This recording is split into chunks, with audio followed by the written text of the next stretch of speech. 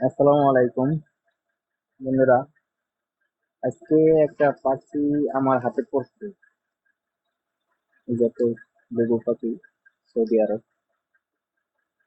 তো বেগুটা আমি আহ আমাদের ক্যান্টিনে পাইছি, ক্যান্টিনে আটকা পড়ছিল। তো অনেক ভয় পেয়েছে। তো আজকে অনেক ভয় পেয়েছে, সারাদিনে হয়তো আর খাবার খাবে না, ভয়তে ভয়তে দিন কেটে যাবে। তাই আমি ওরে কিছু খাবার খাইয়ে দিতেছি, যেতে সারাদিন আর না খাইলেও চলে। ওই আমি ওদেরকে ওর কিছু ভাত খাওয়াই দিতেছি, সারাদিন ওর চলে যাবে। তো আমি এখন ওকে ছেড়ে দেবো, রিলিজ করবো। তো দেখতে থাকেন। আর আমি এখন রিলিজ করবো কিছুক্ষণের ভিতরে। ওকে খাওয়াইছি আমি, কিছু ভাত খাওয়াইছি এর আগেও।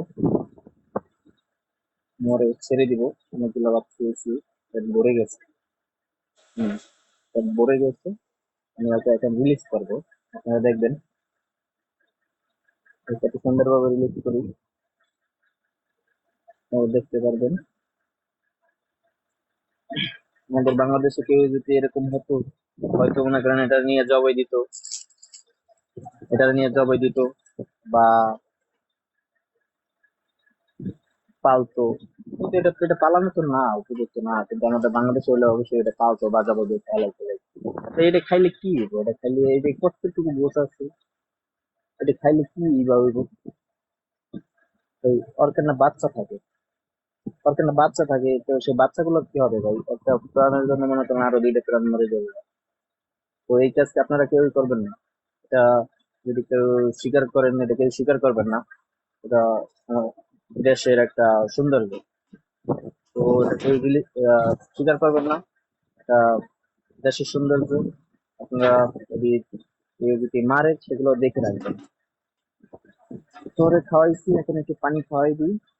আহ রিলিজ করে দিব, বেশি সময় আর রাখবো না আরো। যাই হোক, যদি দেখতে থাকেন। খাওয়ানো শেষ। দোয়া করিস আমার জন্য।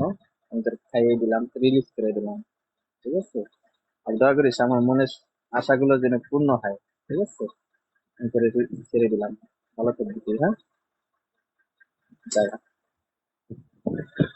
ভালো থাকবেন। আল্লাহ হাফেজ।